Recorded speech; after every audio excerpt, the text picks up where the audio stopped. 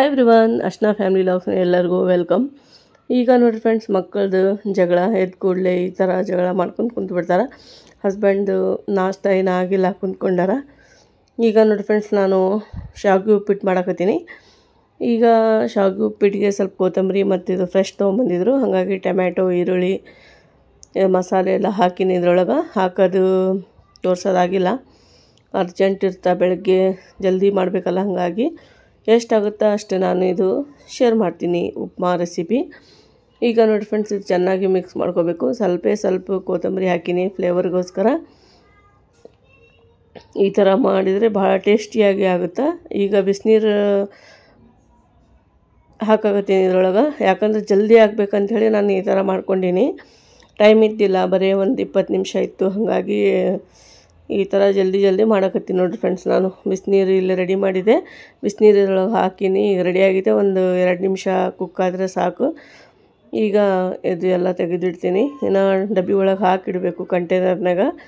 ಈಗ ಇಲ್ಲೇ ಇಡ್ತೀನಿ, ಆಮೇಲೆ ಎಲ್ಲ ತೆಗೆದಿಡಬೇಕು. ಇದು ಶಾವಿಗೆ ಪ್ಯಾಕೆಟ್ ತೊಗೊಂಡಿನಿ. ಈಗ ತೆಗೆದು ಇದು ಸ್ವಲ್ಪ ಆಯಿಲ್ ಹಾಕಿ ಇದು ಫ್ರೈ ಮಾಡ್ಕೊತೀನಿ.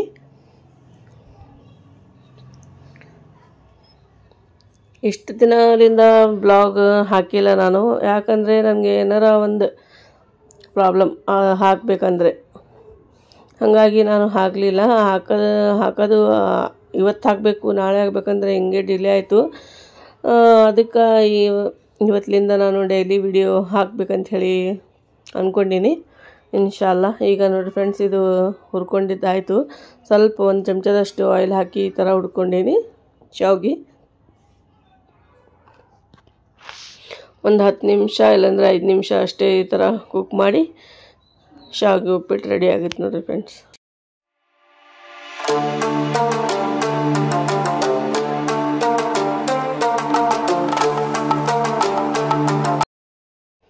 ಬಾಂಡೆ ಕ್ಲೀನ್ ಮಾಡಕತ್ತೀನಿ ನೋಡಿರಿ ಫ್ರೆಂಡ್ಸ್. ಎಲ್ಲ ತೆಗೆದಿಟ್ಟಿದೆ, ಟಿಫಿನ್ ಬಾಕ್ಸ್ ಮಕ್ಕಳದು.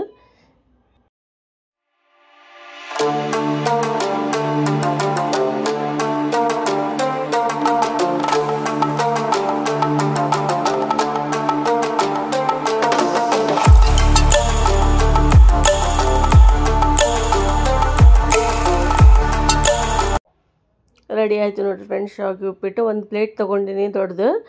ಇದರೊಳಗೆ ಹಾಕಿ ಫ್ಯಾನ್ ಕೆಳಗೆ ಇಡಬೇಕು. ಟಿಫಿನ್ನಾಗ ಹಾಗೆ ಹಾಕಿದರೆ ಒಂಥರ ಸ್ಮೆಲ್ ಬರುತ್ತೆ.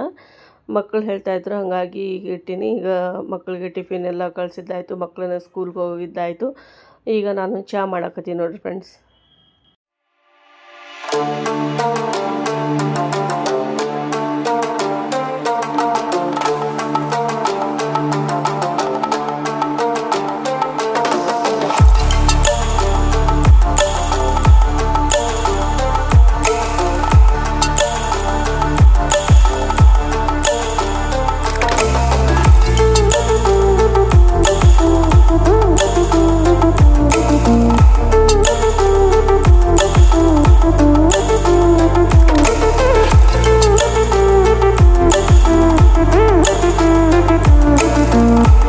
ಫ್ರೆಂಡ್ಸ್, ಚಹಾ ರೆಡಿ ಆಯಿತು. ಚಹಾ ಕುಡಿಯಾಕತ್ತೀನಿ. ನಾಷ್ಟ ಏನೋ ನಂದು ಆಗಿಲ್ಲ. ಫಸ್ಟ್ ಚಹಾ ಕುಡಿದೆ, ಆಮೇಲೆ ನಾಷ್ಟ ಮಾಡ್ತೀನಿ.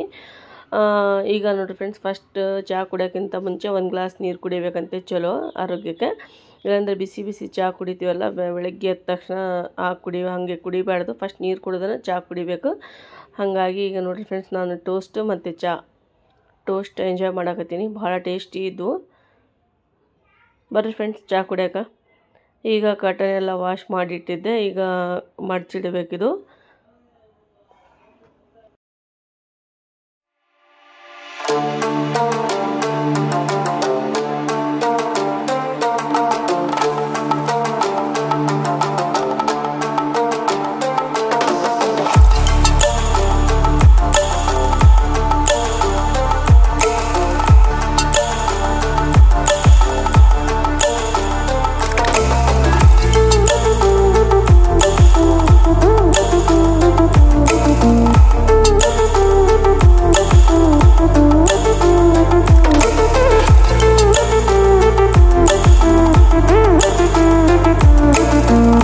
ಈಗ ನೋಡಿರಿ ಫ್ರೆಂಡ್ಸ್, ಎಲ್ಲ ಕೆಲಸ ಮುಗಿಸ್ಕೊಂಡು ಈಗ ನಾನು ಲಂಚ್ ರೆಡಿ ಮಾಡಕತ್ತೀನಿ.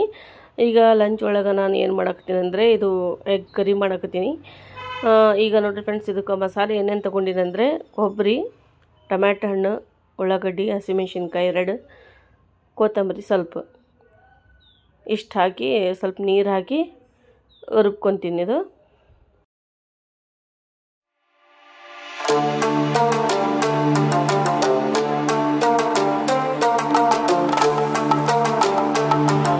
ರುಬ್ಬಿದ್ದಾಯಿತು. ಮತ್ತು ಇದಕ್ಕೆ ಮಸಾಲೆ, ಖಾರ ಪುಡಿ, ಜಿಂಜರ್ ಗಾರ್ಲಿಕ್ ಪೇಸ್ಟ್, ಅರಿಶಿನ, ಧನಿಯಾ ಮಸಾಲ, ಉಪ್ಪು, ಆಯಿಲ್ ಹಾಕಿದ್ದೆ. ಮತ್ತು ಇದು ಮಸಾಲೆ ರುಬ್ಕೊಂಡಿದ್ರೊಳಗೆ ಹಾಕಿನಿ. ಇಷ್ಟೆಲ್ಲ ಸ್ಪೈಸಸ್ ಬೇಕು ನೋಡಿರಿ ಫ್ರೆಂಡ್. ಧನಿಯಾ ಮಸಾಲ, ಉಪ್ಪು, ಅರಿಶಿನ, ಖಾರ ಪುಡಿ, ಜಿಂಜರ್ ಗಾರ್ಲಿಕ್ ಪೇಸ್ಟ್ ಹಾಕಿ ಚೆನ್ನಾಗಿ ಇದು ಮಿಕ್ಸ್ ಮಾಡಬೇಕು. ಇದು ಭಾಳ ಟೇಸ್ಟಿಯಾಗಿ ಆಗುತ್ತಾ. ಒಮ್ಮೆ ಟ್ರೈ ಮಾಡಿರಿ, ನಿಮಗೆ ಈ ರೆಸಿಪಿ ಇಷ್ಟ ಆದರೆ.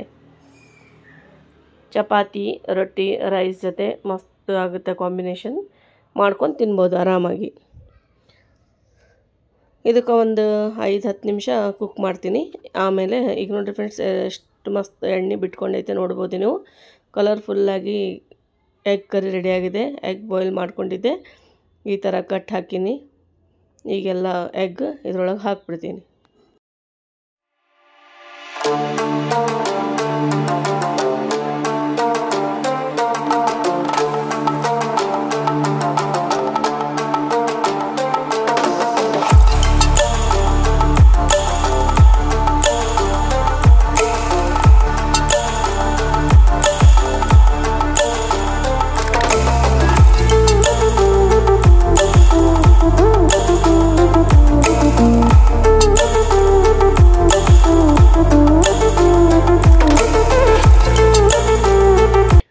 ಈಗ ಎಗ್ ಕರಿ ರೆಡಿ ಆಯಿತು. ಈಗ ಚಪಾತಿ ಮಾಡಕತ್ತೀನಿ. ಅದ್ರ ಜೊತೆ ತಿನ್ನೋಕ್ಕಂಥೇಳಿ ವೈಟ್ ರೈಸ್ ಮಾಡೀನಿ. ಈಗ ಚಪಾತಿ ಮತ್ತು ಎಗ್ ಕರಿ ಈ ಥರ ಚಪಾತಿ ರೆಡಿಯಾಗಿ ಸಾಫ್ಟಾಗಿ ಫ್ಲವರ್ ಚಪಾತಿ ಮಾಡೀನಿ.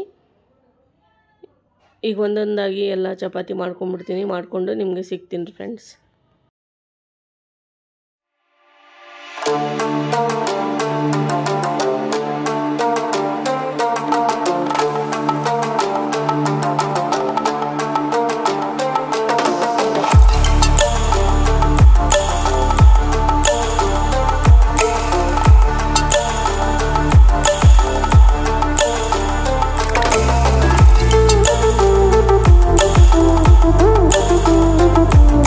ಕರಿ ರೆಡಿಯಾಗಿದೆ. ಮಾಷಾಲ್ಲ, ಎಷ್ಟು ಸೂಪರಾಗಿ ಕಾಣಿಸ್ತಾ ಇದೆ ನೋಡ್ಬೋದು ನೀವು.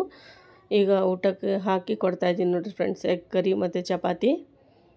ಎಲ್ಲರಿಗೂ ಇವತ್ತಿನ ಬ್ಲಾಗ್ ಇಷ್ಟ ಆಗಿದೆ ಅಂಥೇಳಿ ಅಂದ್ಕೊತೀನಿ.